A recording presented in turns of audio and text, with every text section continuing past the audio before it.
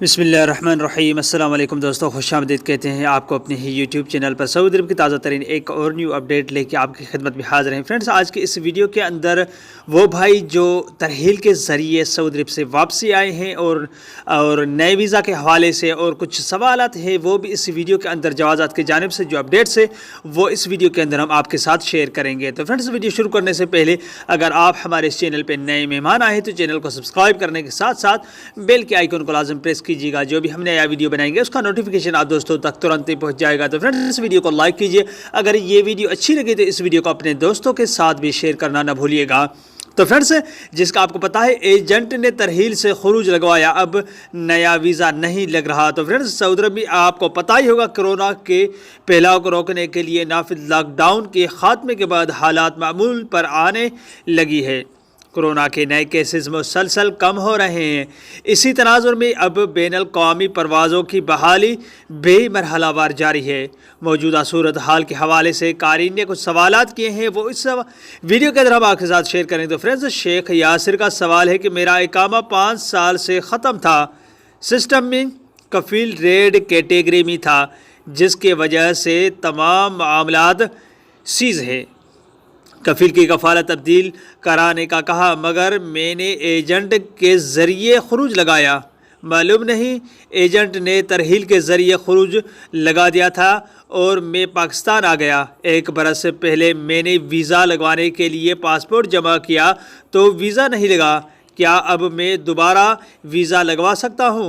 तो friends, Saudi अरब में गैर मुल्कियों के वीज़ों के हवाले से कवानीन तेज़ी से तब्दील हो रहे हैं। नए कवानीन का नफाद मार्च 2021 से हो जाएगा। नए कवानीन में काफ़ी तब्दीलियाँ होंगी, जिनमें कफ़ालत का निज़ाम शामिल है। गैर मुल्कियों कारकुनों के लिए अहम तरीन चीज़ वर्क परमिट होगा, जिसके कारकुनों को काफ़ी फ़ायदा होगा।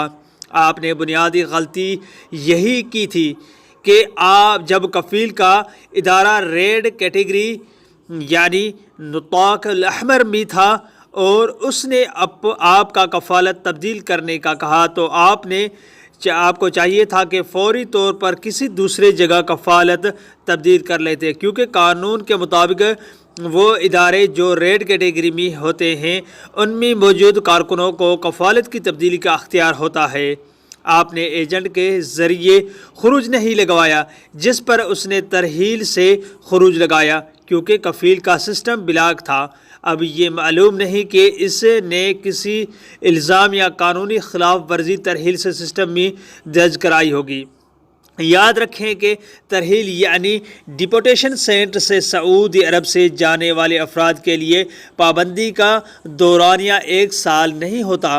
पाबंदी की मुद्दत उस वक्त मौजूद तहकीकात ऑफिसर मुतय्यन करता है और पाबंदी के मुद्दत के बारे में डिपोर्ट होने वाले मुतल्ला किया जाता है।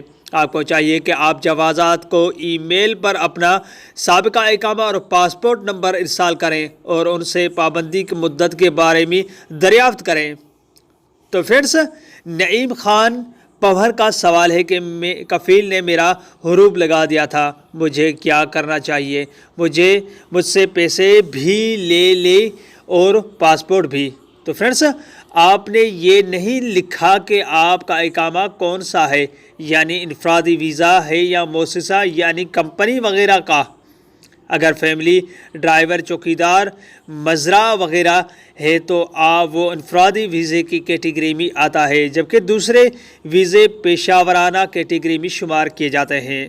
अगर आपका हुरूब लगे हुए 2 हफ्ते का वक्त नहीं हुआ तो इस सूरत में फ़ौरी तौर पर लेबर ऑफिस के वेबसाइट पर हुरूब के ख़िलाफ़ दरख्वास्त फ़ाइल करें।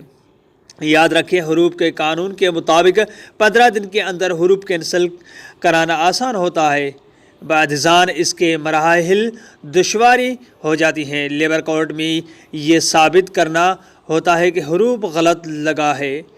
आप रियाज में آپ ریاض میں پاکستانی سفارت خانے یا جدہ میں کونسلیٹ کے ذریعے بھی لیبر آفس میں درخواست جمع کرا سکتے ہیں۔ علاوہ ازیں کفیل سے اپنے رابطے کا بھی ثبوت مہیا کر لیں تاکہ روپ کے چیلنج کرنے میں آسانی ہو۔ اس امر کا خیال رکھیں کہ قانونی طور پر فائنل ایگزٹ یعنی خروج نہائی پر جانے والوں کے لیے آئندہ کے لیے پابندی نہیں ہوتی، جبکہ ترحیل سے آنے والوں کے لیے مستقبل میں مسئلہ ہوتا ہے۔ اس لیے کوشش کریں کہ قانونی خروج نہائی لے کر جائیں۔ تو فرینڈس، یہ تھی آج کی اپڈیٹ، جو کچھ سوالات تھے، امید کرتا ہوں اس سوالوں کے ذریعے آپ کو بھی کچھ انفارمیشن حاصل ہوئی ہوگی۔ امید کرتا ہوں یہ ویڈیو آپ کو اچھی لگی ہوگی۔ کوئی بھی سوال ہو نیچے کمنٹ باکس میں آپ مجھ سے پوچھ سکتے ہیں۔ اگلے ویڈیو تک اپنا بہت سارا خیال رکھیے گا اور ہمیں اپنے دعا میں یاد رکھیے گا۔ تب تک کے لیے السلام علیکم ورحمۃ اللہ وبرکاتہ۔ پاکستان زندہ باد۔